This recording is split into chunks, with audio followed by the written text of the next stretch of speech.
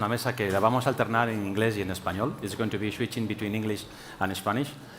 This is very challenging because we're going to speak about what is the relationship between academia and the corporates in the artificial intelligence era. So I think that this is one big challenge. Remember two things very important. We're going to try to be sharp in the different questions. The objective of this session is not only learn, but also to feed the AI engine that we are generating. So I think that's going to be very tactical, as I told you. This morning was 1,200 people connected in the different sessions. So there is people here, but there's more people there. There's families, there is students, there is 50 rooms in different schools that it's really interesting. I think that I'm not going to introduce every single panelist because you have behind us who is who. I think that maybe when I pass the first question, he can present himself because it's much better if we do like this. And I want to begin with the first question to Albert Triola for two reasons. First, because I learned a lot working with him about 25 years ago.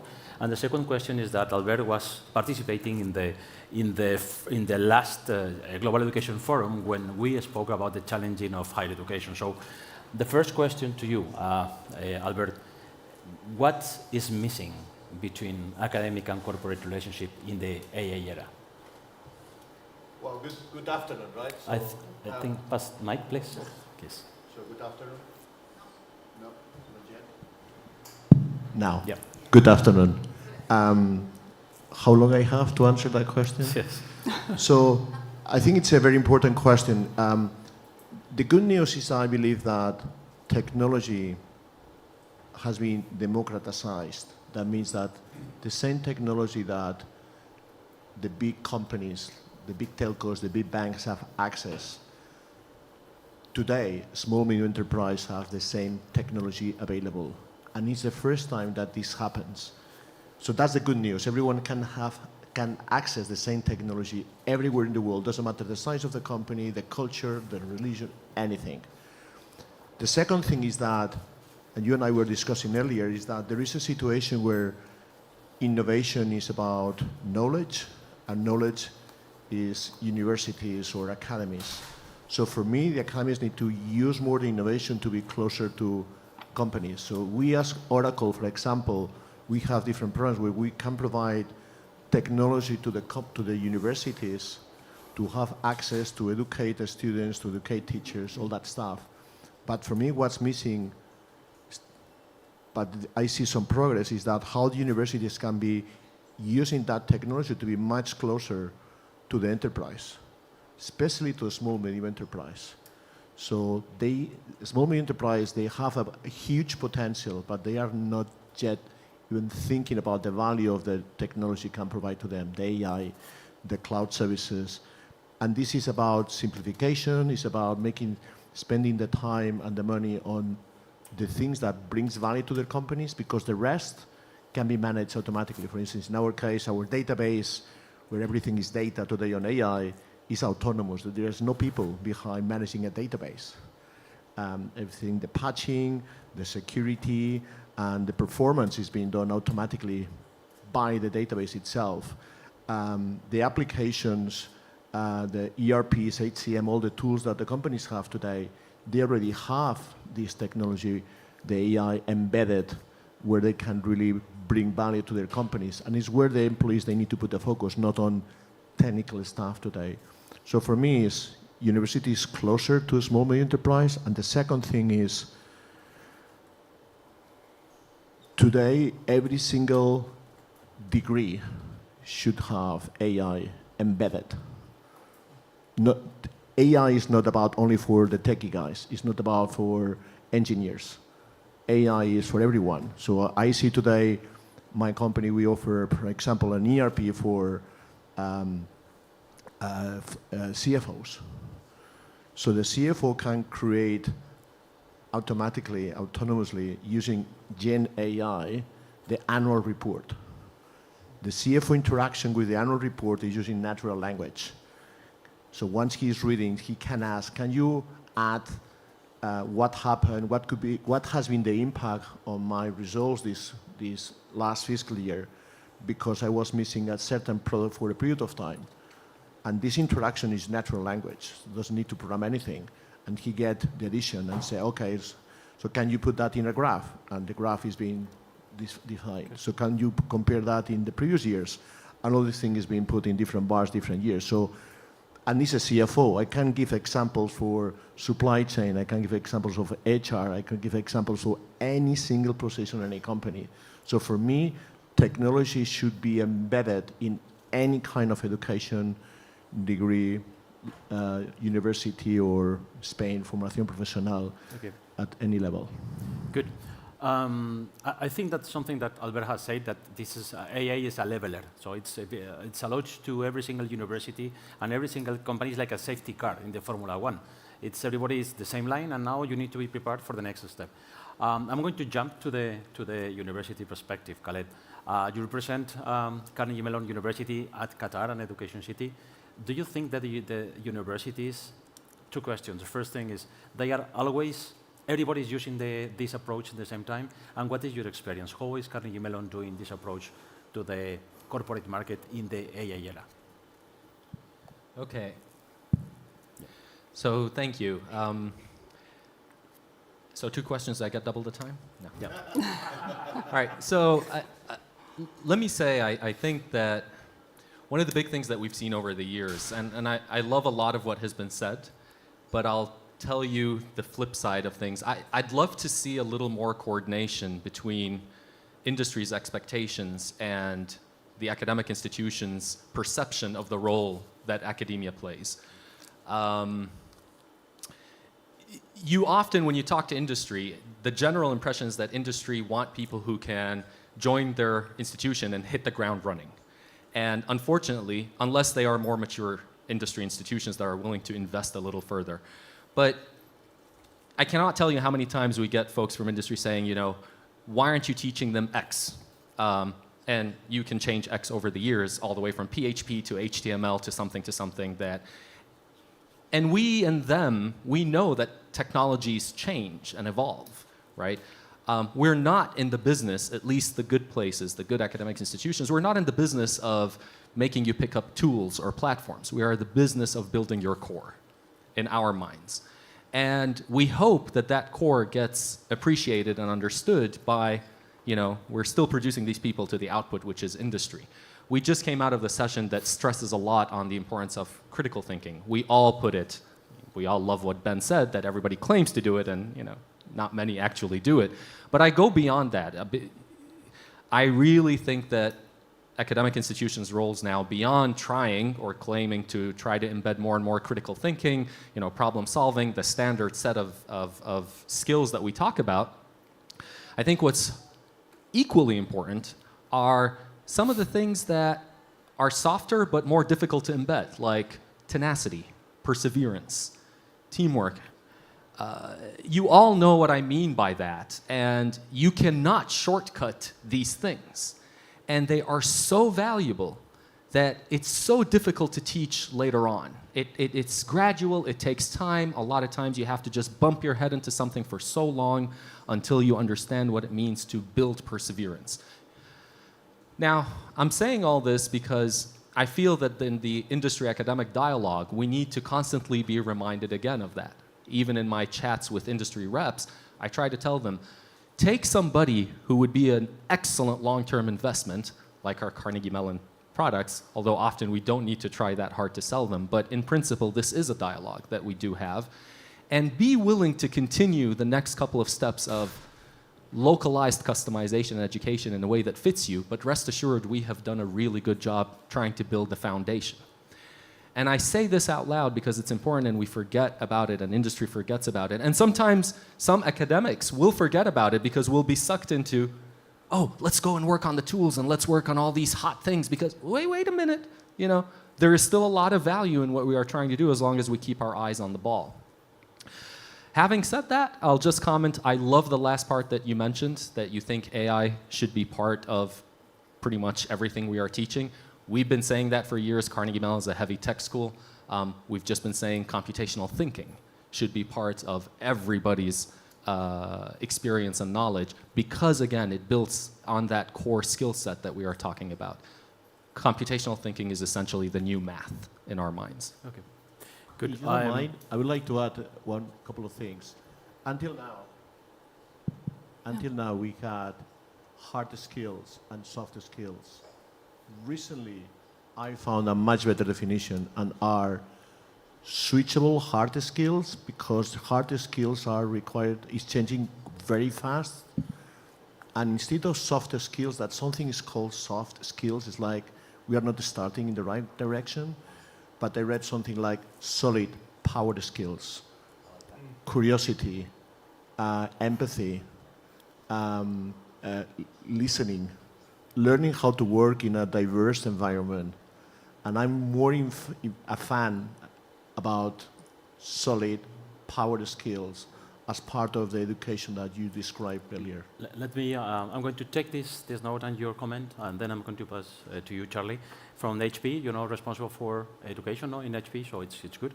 About 5 months ago, we asked to Emily, at the beginning of the Emily, tell me what are the 10 top skills that one student needs to have in this AA era. And we ask, please invent a word that nobody is using, because we want to use it, and tell me what these kind of skills. It's amazing, the result. I'm trying to look for this video, because it's very simple. It's one avatar too, but it's something really interesting about different skills that nobody's putting on the table. So, do you think from the HP side, do you think that your view of corporate academic relationship, not only as industry, but also as a employer of students, do you think that you find the right skills, AI availability, disponibility, in not only the employees that you have, but also that you are going to have it?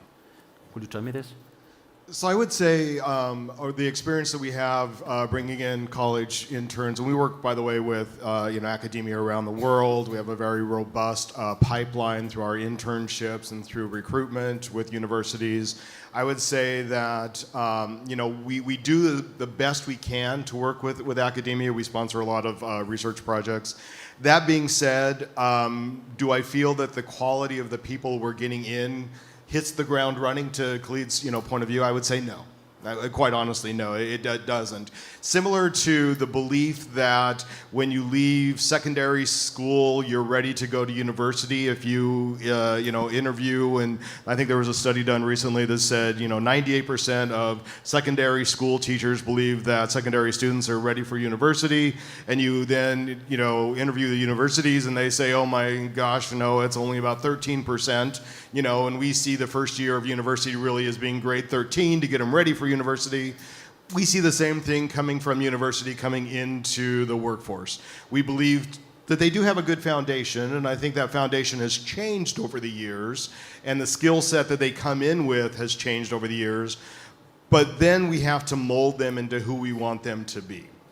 And so I think we spend a lot of time in our corporation specifically, but I know in a lot of other corporations we work with, that there's a lot of investment in learning and development once they come into the university to what we're trying to have them do. We love well-rounded individuals, don't get me wrong, but we also wish that they came in with some better fundamental skills. And so we spend a lot of time on better fundamental skills. And fundamental skills being the ability to collaborate. Collaboration has certainly gone down in the years. By the way, I've been with HP 24, almost coming up on 25 years.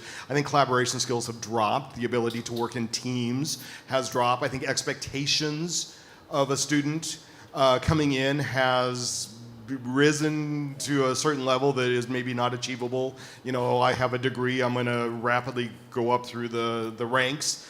I've been here 6 months, why am I not CEO yet? I've kind of heard that question. Or at least, why am I not running a team? And it's like, well, everybody else here has also got the same degree, and thank you so much.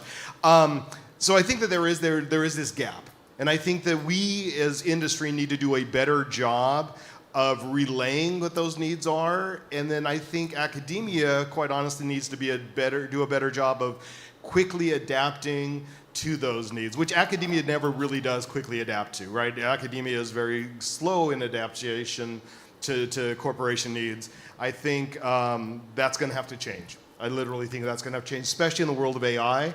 I think it's going to really need to be very important that academia, embraces AI, embraces it as part of a career development path, embraces it as part of a fundamental skill. Because soon there's going to be two types of workers, and I think you guys have probably all heard this before. There's going to be the workers that go up, who continually use AI, and there's the workers who are going to get de-skilled and get devalued and get pushed down into basic jobs because they don't use AI. And so that is very rapidly happening today. We see that happening today. People who are embracing AI within HP are excelling. People who are resistant to that change, probably not so much so. I think that the point is that when you make research, depending on the countries, I think that the AI goes to one speed that nobody can control. So it's something that is happening. So you can say, no, we can stop. It's going to be something temporal or something like that. You need to change everything.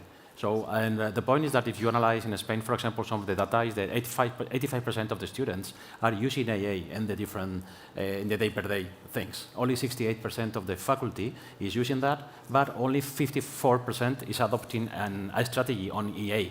So it's a global scale. So it's not a problem of if the students are using it or not. It's a problem of, as a company, you need to do that.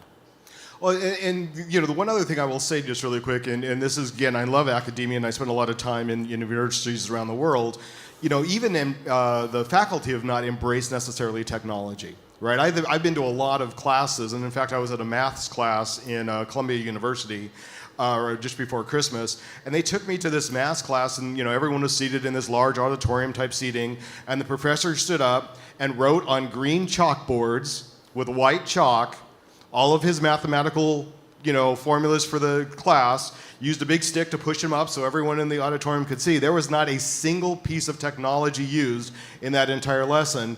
He won't use PowerPoint. He won't use a computer. He's certainly not going to be using AI in any way, shape, or form. He's going to be very resistant to that. He is teaching the same way that I learned back in 1988 when I went to school. Good. And probably the same way people learned back in 1950s and 60s. Right? Yeah. That has to change. Yeah. Right? Students are going to emulate what they see, and if they're not being taught to use the technology by their professors, then they're not simply going to be a digital native. I don't believe in this whole digital native belief. Just because you can be on social media does not make you a digital native. You need to have true digital literacy to be effective. This is not for replay, but if you analyze, for example, the trends in the students, that what is one of the top 2 priorities in every single European country for one student is earn money. So if you have something on the table that is going to give more speed to make money, to earn money, to be on the market, I think that this challenge is going to be, because EA is one of them. Maybe critical thinking not, or maybe other things, but EA is going to be something which is on the table that is going to approach this student to the market, and maybe the university can be jumped. And I don't want to reply. But I'm going to pass to Sonia, because Sonia at the Fundación CID is making research 22 years ago about everything. Can you give me your vision about this collaboration between academia and corporates, please? Yeah, okay. And sorry, thank you for having me, and I'll try to be brief, and I'll try to fit Emily as well. And I'm going to switch to Spanish, if it's okay with everybody. I cannot agree with you more, but seré un poco más optimista y, como decías, yo no puedo hablar en nombre de la universidad, pero sí puedo hablar sobre lo que hacemos en la Fundación CID. En la Fundación CID hicimos una encuesta a todas las universidades españolas y les preguntamos cómo estaban llevando su proceso de transformación digital y, sobre todo, cómo estaban incorporando las herramientas de inteligencia artificial. Y los resultados son optimistas, a pesar de que hay que seguir trabajando. El 85% de las universidades nos dicen que para ellas es algo prioritario y que lo tienen incorporado en su planificación estratégica, y es más, el 67% de las universidades además nos dicen que ya están colaborando con las empresas en áreas como, pues, obviamente, la formación de sus estudiantes, pero también para facilitarles licencias y software. Y lo que es muy importante, y antes lo hemos comentado, también la formación de los profesores. Yo creo que si hasta ahora veníamos hablando que el alumno debía estar en el centro, pues ahora debemos preocuparnos también por el profesor, y lo ha dicho esta mañana Carme Artigas, que hablaba de la profesión del futuro y decía que una de las profesiones del futuro iban a ser los profesores, pues yo creo que precisamente se trata de eso, ¿no? de formar a nuestros profesores para que sean capaces ellos de acompañar a nuestros estudiantes, porque evidentemente no por el hecho de ser nativo digital vas a automáticamente interiorizar las herramientas de inteligencia artificial, sino que necesitamos ese acompañamiento, con lo cual, desde un punto de vista de la Fundación, pues yo quiero ser optimista. We have to keep working, of course, pero estamos allí, vamos por el buen camino. Bien, I think that I'm 100% agree with you. The role of the faculty, it's really important always because it's going to be, somebody who can stop or develop any single thing. So it's really important. Let me jump to the PwC environment. So Javier, I think thanks for coming because I think that today you are not feeling very well. So, but thanks for. I can talk. Yes, and tell me, as big top, big four, how you look for. What is the way that you look for new people on AI? Where do you find it? That is the first question. Well, yes, this is a very interesting topic because I'm leading the AI and analytics team. I've been leading it in Spain for a while, and I've been in AI for almost 20 years already, trying to apply it to solving business problems, right?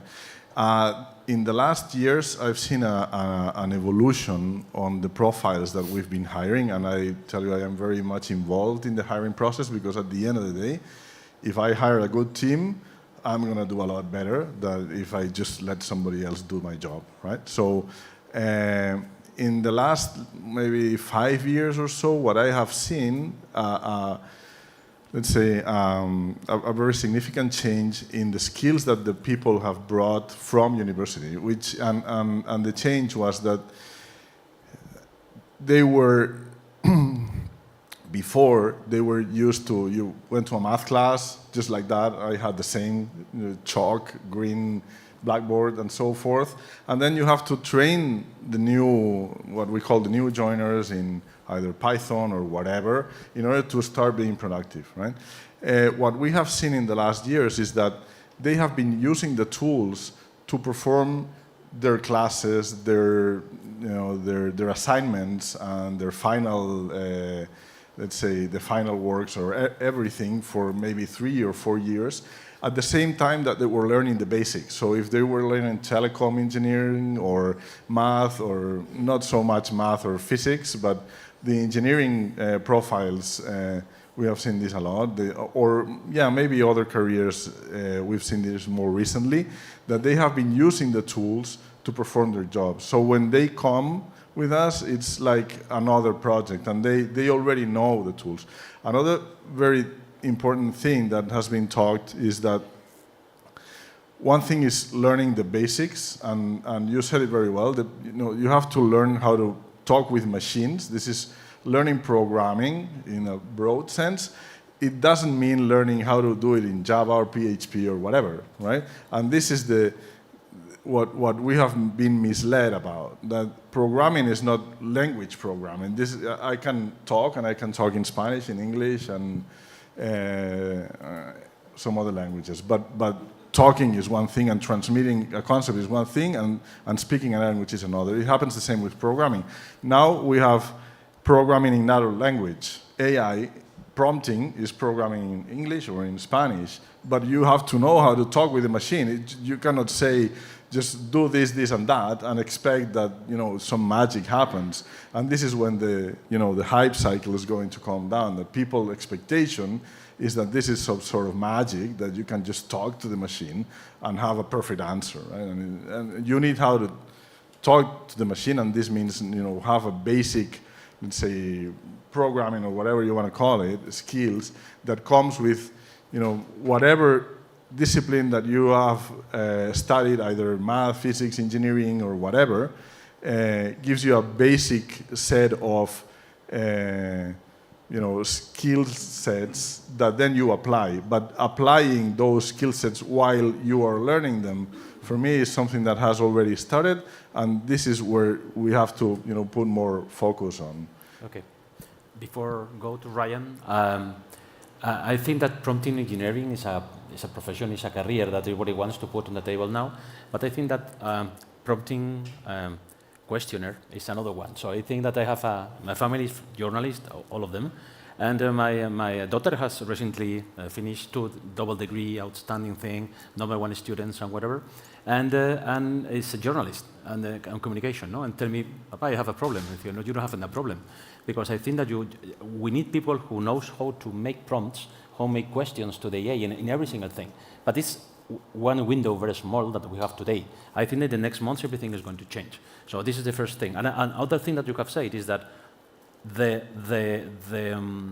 classroom, it's 19th century, the faculty is 20th century, and the student is 21st century. So this gap could be big due to the artificial intelligence if we don't follow the faculty, if we don't follow the academic corporate relationships and these kind of things. I think that we are rounding around the same topics in all of them. Tell me the Power School vision about this thing. So first of all, thank you for having me. Good afternoon, everyone. I think the one word I haven't heard here is sort of the ethical awareness and the understanding when it comes to, our business is strictly K-12 education. Mm-hmm. So we're working with slow-moving, very slow-moving school entities all across the world who are very concerned about bias representation, about authenticity, about all sorts of things related to AI. And so one of the first things that we like to do as a corporate entity is partner with universities to really have the conversation about not just skill sets in terms of programming and being able to develop, but are they coming in with an understanding around the ethical nature, the importance of that, the need to be transparent in design, the need to start with the human-centered conversation at the forefront. And in all the work we're doing, we're really focused on the concept that in the end, whatever AI produces, there has to be the ability for human interaction to make modifications, to do the adjustments. When you get into a classroom with a 3rd grade teacher, we find over and over again huge hesitation and fear. And so everything that we can do to help relay those concerns, everything from, is there going to be a teacher here 10 years from now, which we believe 100% there will be, to just making sure the information that's coming and being generated is,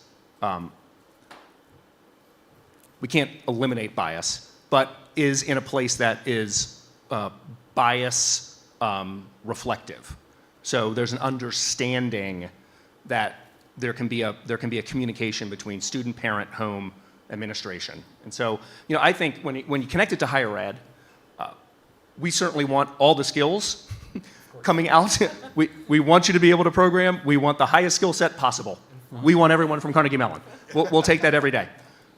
But there's another piece there, and that's that. I think it's the soft skill piece, Albert, that you started talking about. It's really, I like that, especially being Power School. That piece is really important. It's really important. I think it starts with sort of the foundation around understanding the ethics. Okay, good. I'm following your point with the K-12. No, we are not arrived to university, but we have made a research with the Global Education Forum that analyzed that the university begins at the school. So I think this gap, the 2 years between 16 years old and 18 years old, it's a huge gap that you can be there. So because everybody's thinking in the university that you need to have 18 years old and then you go to university and then you finish with 21 and then continue your normal path. Industry is looking 16 to 18 years old students because they can learn in the school more things than the university because the regulation is different and you can be as a topic. No? What do you think, Albert, about this point? So I think that the one piece where we are missing, all this is not about we want to transform whenever. So I think that we need to assume that the speed of change, that we don't control the speed, is going so fast that we need education, students, universities to change. The difference is that the speed is not the same. Despite what we are discussing here, I mean, the first industrial revolution took 100 years. That the first thing that was created impacted the entire population in the world. AI took 3 weeks. That's the scale. And I think that I'm working with some universities here in Spain, try to challenge them. I've been in a school in Spain where there are no classrooms, where the main focus is to how to educate the kids to make them to develop their power skills, to develop those ability or those skills that will make them more employable in the world where things are going so fast. And I believe that, coming back to my first point, that is not about technical universities.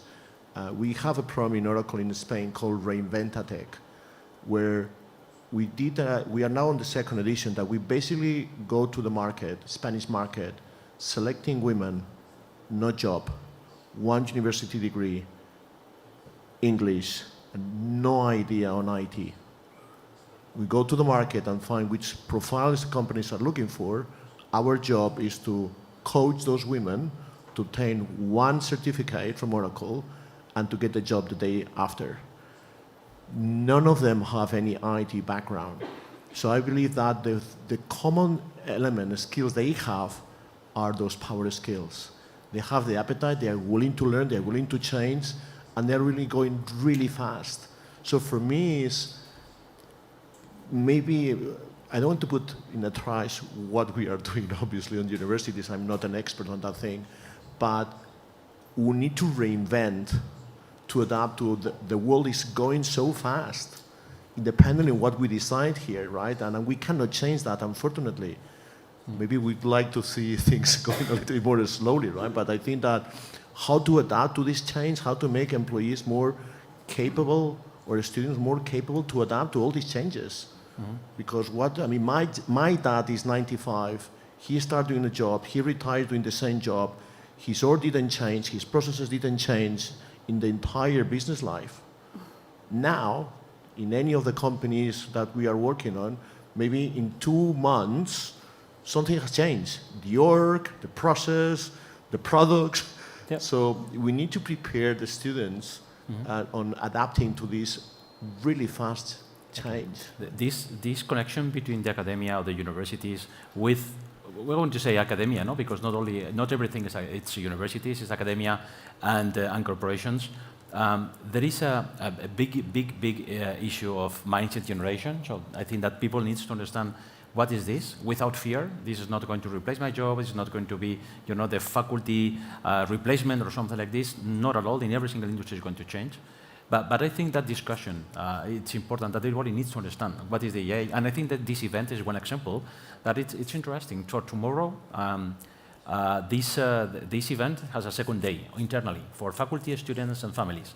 More than 500 people has been registered to physical attendees to learn user cases that the university and the schools are doing that. And we're speaking about fathers too. So it's not only an issue of the faculty or that. How in Carnegie Mellon is doing this? So, yeah. Yeah. Okay. So I was itching to respond to a couple of this, and I feel a little bit bad. I feel a little bit bad that it looks like I'm holding the banner of academia here, but it's not intended that way. But I'll make a couple of observations. First of all, we keep blaming or talking about older kind of education as being extremely poor, but you're all sitting here with really good jobs with that education. So think about that for a minute before we just keep trashing everything.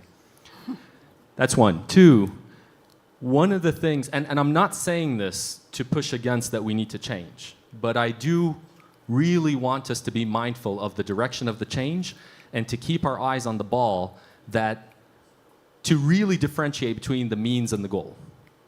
All right? So this idea of, everything's changing, we have to include this everywhere, that's not a reason. Okay? I don't buy that.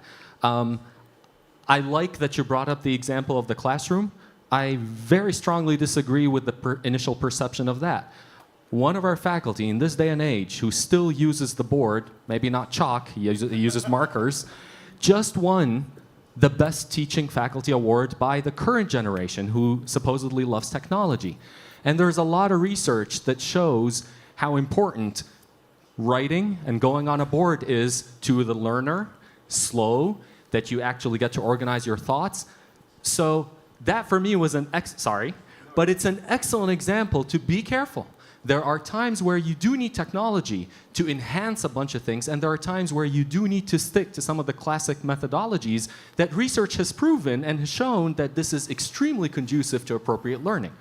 How many times are we critical with the younger generations now that are just so quick to doing something and are not just slowing down and reflecting and showing that something is both accessible and methodical and you need time?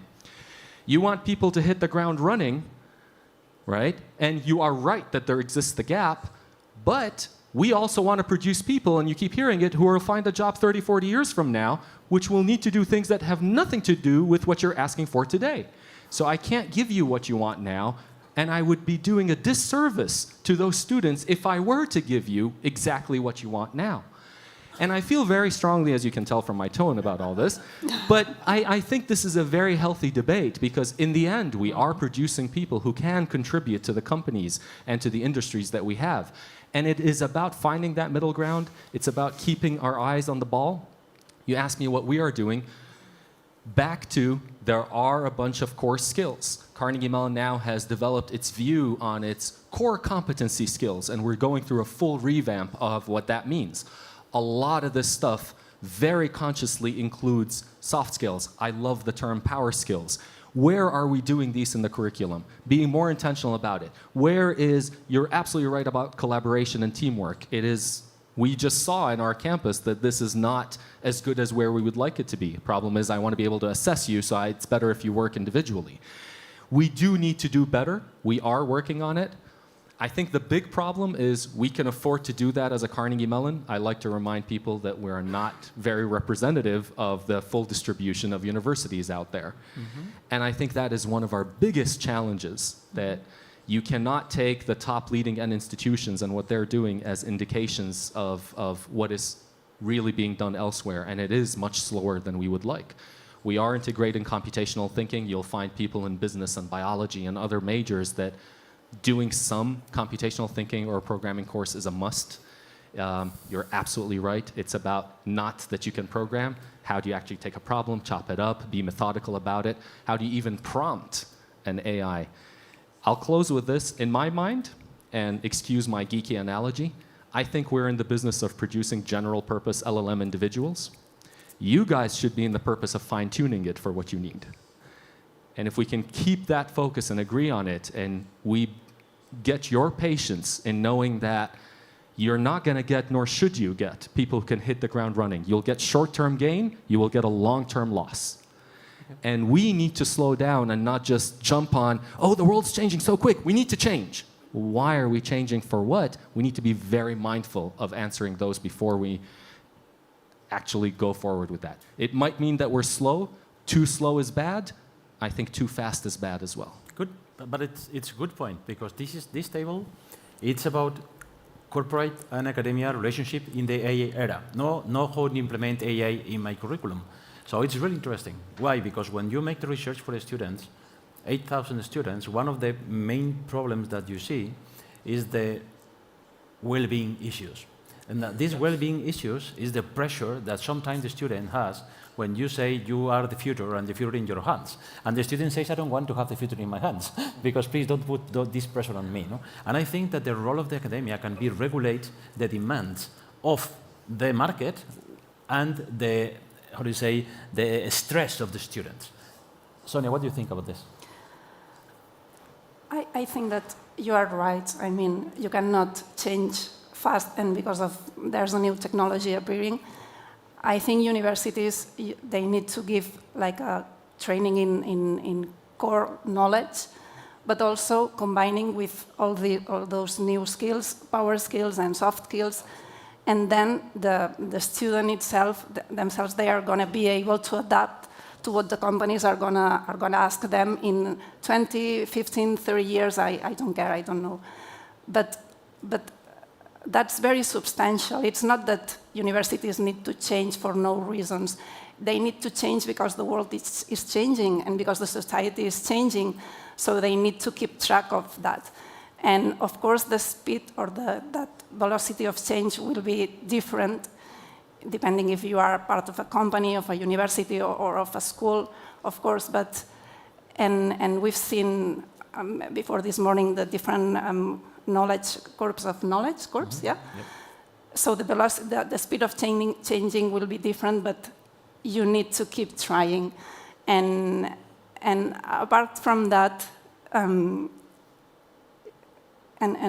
you were talking about the ethics, and you need also to keep in mind that the technology, it's changing and the innovation is appearing, and at the same time, universities are responsible to keep in mind that the ethics, it also needs to keep changing and keep combining. So innovation and technology has to go hand in hand with the ethic and the changing of the ethic and the adaptation of the ethic to this new world that we are facing. Well, can I just mention? I talk about the ethics piece because there needs to be a differentiation. Why go to university? I mean, we can hire programmers. We can hire people right now who can program for AI, if that's what we're talking about here, and the university doesn't matter a bit. So what's the differentiator? Why? Just like HP, PowerSchool, Oracle, we have to all stay relevant, so do universities. Good. Well, sorry about that. I think that I have a really tough role because I need to cut the conversation here. And the most interesting thing for me is that this conversation begins like academia and the corporate relationships and go to everywhere.